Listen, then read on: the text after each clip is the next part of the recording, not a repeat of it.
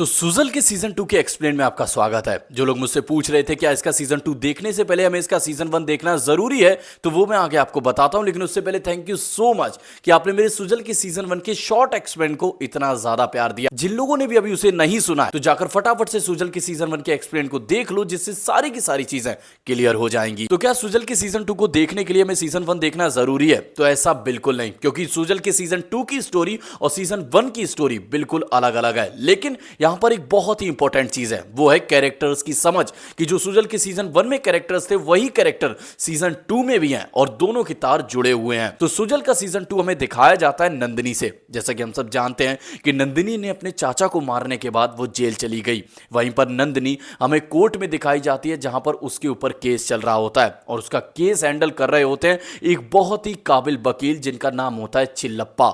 चिल्लप्पा इस केस को हैंडल कर रहे होते हैं। वहीं पर कोर्ट की हेयरिंग में हमारे एसआई सकरई भी मौजूद होते हैं कि चिल्लप्पा को अपना पिता जैसा मानते हैं। चिल्लप्पा ने बचपन से एसआई सकरई को पाला पोसा था, एक बाप जैसा प्यार दिया था। तो एसआई सकरई चिल्लप्पा के घर पर खाना खाने जाते हैं, जहां पर चिल्लप्पा उनसे कहते हैं कि हम लोग कल पुराने वाले कॉटेज में मिलेंगे। तो एसआई सकरई इस पर हां करते हुए अपने घर चले जाते हैं। लेकिन जब अगले दिन एसआई सकरई उनके पुराने कॉटेज पर पहुंचते हैं तो वहां पर हमें दिखाया जाता है कि हमारे वकील साहब का, जो हमारे चिल्लप्पा वकील साहब हैं, उनका खून हो गया है। अब यहां पर पुलिस इस वजह से कंफ्यूज होती है कि ये मर्डर है या फिर सुसाइड है, क्योंकि काफी सारे सबूत इसे सुसाइड की तरफ इशारा कर रहे होते हैं, लेकिन वहीं पर काफी सारे सबूत मर्डर की तरफ इशारा कर रहे होते हैं। वहीं पर ये केस जो होता है बहुत ही ज्यादा हाई प्रोफाइल केस होता है। इस वजह से इस केस की जिम्मेदारी एसआई सकरई के हाथ में सौंपी जाती है, जहां पर सारे के सारे पुलिस वाले ये डिस्कस करते हैं कि एसआई सकरई काबिल ऑफिसर है, वो इस केस को इजिली हैंडल करेंगे और कहीं ना कहीं उनका इस केस से पर्सनली भी जुड़ाव है, तो इस वजह से वो ज्यादा मेहनत करेंगे। वहीं पर एसआई सकरई जब केस को इन्वेस्टिगेट करना शुरू करते हैं तो उनके सामने काफी सारे सवाल खड़े हो जाते हैं, क्योंकि हमें जैसा दिखाया जाता है जो हमारे वकील साहब का कॉटेज होता है वो अंदर से बंद होता है, लेकिन उनकी गन जिससे उन्हें शूट किया गया था वो गन गायब होती है। तो ये चीज इशारा करती है कि कहीं ना कहीं ये मर्डर है, लेकिन कॉटेज के सारे दरवाजे अंदर से बंद होते हैं। इससे एसआई सकरई को ये लगता है कि कहीं ना कहीं ये मर्डर भी है। 2-3 दिन बीतने के बाद जब वो एसआई सकरई दोबारा उस कॉटेज पर जाते हैं तो उन्हें किसी के सांसों की आवाज आती है। तो वो कवर्ड को खोल कर देखते हैं तो उसमें एक लड़की उन्हें मिलती है, जिसका नाम होता है माधुरी। तो वो माधुरी से काफी ज्यादा पूछताछ करते हैं, लेकिन माधुरी एक भी जवाब नहीं देती। वो अपना मुंह तक नहीं खोलती, मानो कि उसने मुंह में टेप लगा रखा हो। एसआई सकरई इस बात से बहुत ही ज्यादा गुस्सा हो जाता है और वो उस लड़की को जेल भेज देता है। अब यहीं पर आता है एक बहुत ही इंटरेस्टिंग ट्विस्ट। 7 से 8 लड़कियां उसी जिले के अलग अलग थानों में जाकर इस चीज की गवाही देती हैं कि उन्होंने उस वकील को मारा है, वो उनकी रियल कातिल है। अब यहां पर इंटरेस्टिंग चीज ये है कि सारी की सारी लड़कियां एक ही थ्योरी दोहराती हैं, एक ही स्टोरी एक्सप्लेन करती हैं कि उन्होंने वकील को कैसे मारा। अब ये चीज एसआई सकरई को बहुत ही ज्यादा कंफ्यूज कर देती है। एसआई सकरई की जो मदद कर रहे होते हैं उनका नाम होता है मूर्ति।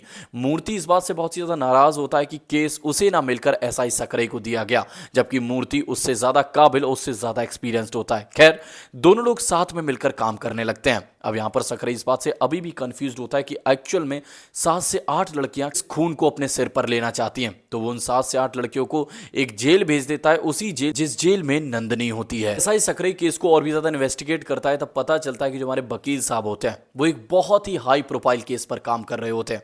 अब वो केस क्या होता है इसे ऐसा ही सकरई समझने में लग जाते हैं। लेकिन यहाँ पर दूसरी तरफ वो लड़कियां जो कह रही हैं कि हम उस वकील के गुनहगार हैं, तो वो एक्चुअल में क्यों कह रही हैं। यहाँ पर मामला बहुत ही ज्यादा कंफ्यूजिंग हो जाता है। फिर पता चलता है कि बहुत टाइम पहले जो हमारे वकील साहब थे उन्होंने 7 से 8 लड़कियों की जान बचाई थी, क्योंकि वो जिस बड़े केस पर काम कर रहे थे वो था एक ट्रैफिकिंग का केस, जिसे हम कहते हैं लड़कियों की तस्करी। वकील साहब ने एक बहुत ही बड़ा कांड रोक लिया था। उन्होंने 7 से 8 लड़कियां जिनकी तस्करी की जा रही थी विदेश में, उन्हें बचा लिया था। ये लड़कियां वही लड़कियां थी जिन्होंने अलग अलग थानों में जाकर अपना जुर्म कबूल किया कि उन्होंने वकील को मारा है। अब यहां पर तो बहुत ही बड़ा ट्विस्ट पैदा हो जाता है, क्योंकि उन लड़कियों की जान जिसने बचाई है वो लड़कियां जिसे अपना पिता कहती थी, आखिर वो उसका खून कैसे कर सकती है। यहाँ पर मामला फिर से बहुत ही ज्यादा पेचीदा हो जाता है और पुलिस को कुछ भी समझ नहीं आ रहा होता है। तभी हमें एक रात से पर्दा खुलते हुए दिखाया जाता है कि आखिर उन लड़कियों ने सरेंडर क्यों किया था। उन लड़कियों ने सरेंडर इसलिए किया था, वो एसआई सकरई को बताती हैं वकील का जिस रात खून हुआ था उसी रात वो लड़कियां हमारे चिल्लप्पा भाई साहब वकील साहब से मिलने जाती हैं। वो उनके कॉटेज में पहुंचती हैं खुफिया रास्ते से, तो वो देखती हैं कि उनके वकील साहब पहले से मरे पड़े हैं। अब अगर वो वहां से भाग जाती तो पुलिस वाले इस केस को आसानी से सुसाइड केस बनाकर क्लोज कर देते। इस वजह से उन्होंने खुद को गिरफ्तार कराया ताकि इस केस के ऊपर ऊपर अच्छे से इन्वेस्टिगेशन हो सके। अब उन्होंने खुद को गिरफ्तार इसी रीजन से नहीं कराया, एक और बहुत ही बड़ा रीजन था। अब जो राक्षस इन बच्चों की तस्करी किया करता था, आखिर उसका चेहरा क्या था, उसकी डिटेल क्या थी, सारी की सारी डिटेल जिस फाइल में थी, वो फाइल उसी जेल में थी जिसमें ये 7 से 8 लड़कियां पहुंची थी। इस वजह से उन्होंने खुद को सरेंडर किया था ताकि उस फाइल में वो उसका चेहरा देख सके कि आखिर वो असुर कौन है जिसका उन्हें वध करना है। लड़कियां उस जेल के अंदर नंदिनी की मदद से उस फाइल को ढूंढ लेती हैं और उस फाइल के अंदर जब वो उसका चेहरा देखती हैं कि वो राक्षस कौन है जिसने इन लड़कियों की जिंदगी खराब की, तो वो राक्षस उनकी ही जेल की एक बहुत ही रेपुटेटेड कैदी निकलती है। एक्चुअल में उसे जेल में बहुत ही ज्यादा इज्जत दी जाती है क्योंकि ऐसा बताया जाता है वो एक बहुत ही अच्छी खासी पॉलिटिशियन रही है। लेकिन वो लड़कियां जब उसे पहचान लेती हैं तो उसे नंदिनी के साथ मिलकर मारने के लिए बढ़ती हैं और वो उसे जान से मारने ही वाली होती हैं, लेकिन नंदिनी उन्हें रोक लेती है कि तुम लोग जिंदगी में बहुत पछताओगे अगर तुमने इसे जान से मार दिया, इसे कानून सजा देगा। पर एक ट्विस्ट अभी भी बना होता है कि आखिर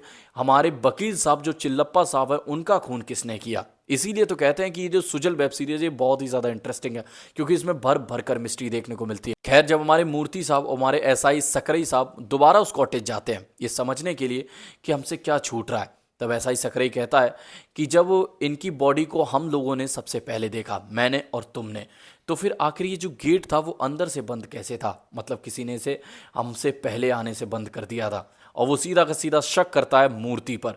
मूर्ति से कहता है आखिर तुमने ऐसा क्यों किया। वहीं पर मूर्ति एक अचानक से एसआई सकरई के ऊपर हमला कर देता है। चिल्लप्पा मींस वकील का खून मैंने किया है। तो जब सकरई पूछता है क्यों, तब वो बताते हैं कि एक केस के चलते जो हमारे चिल्लप्पा साहब थे वकील साहब, उन्होंने मूर्ति जो हमारे पुलिस भाई साहब हैं उनकी नौकरी खा ली थी। इस वजह से अपना बदला लेने की वजह से और थोड़ा मोटा पैसा कमाने की वजह से उसने ऐसा किया क्योंकि वो उन लोगों के साथ भी शामिल था जो लोग लड़कियों की तस्करी किया करते थे। इस वजह से उसने ऐसा किया और एट लास्ट हमारा मेन विलन मूर्ति पकड़ा जाता है। अब दोस्तों मैं आपको एक छोटा सा 1 मिनट का रिव्यू देना चाहूंगा, इसे जरूर सुनकर जाना।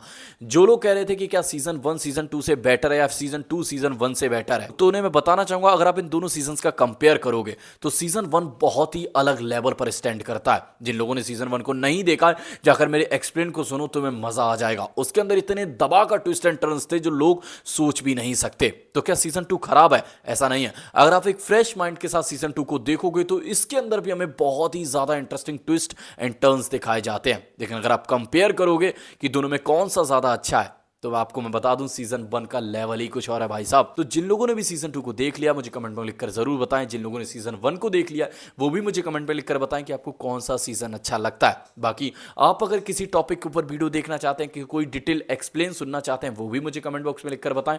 और एक बहुत ही इंपॉर्टेंट अनाउंसमेंट मैं कर दूं, अपने इसी चैनल पर हम एक एपिसोड शुरू करने वाले हैं। एक नहीं कई सारे एपिसोड्स आने वाले हैं फिल्मी पीडिया के, जिसमें मैं आपको इंटरेस्टिंग डिटेल्स बताऊंगा अपकमिंग मूवीज को लेकर और काफी ऐसी डिटेल्स जो आपको जानना बहुत जरूरी है। इससे क्या होगा कि हम रेगुलरली वीडियोस अपलोड कर पाएंगे, वरना बहुत टाइम बाद मेरी वीडियोस अपलोड होती हैं जब कोई अच्छी मूवी आती है। तो चलिए दोस्तों, इसके लिए आपको क्या करना होगा, वीडियो को लाइक करके चैनल को बस सब्सक्राइब करना होगा ना, तो तुम कर ही सकते हो ना यार। चलिए दोस्तों, बहुत ही जल्द मिलते हैं अपनी अगली वीडियो में, तब तक के लिए चैनल को सब्सक्राइब कर लीजिए, वीडियो को लाइक कर दीजिए। नाम याद रखिए, फिल्मी शिवा।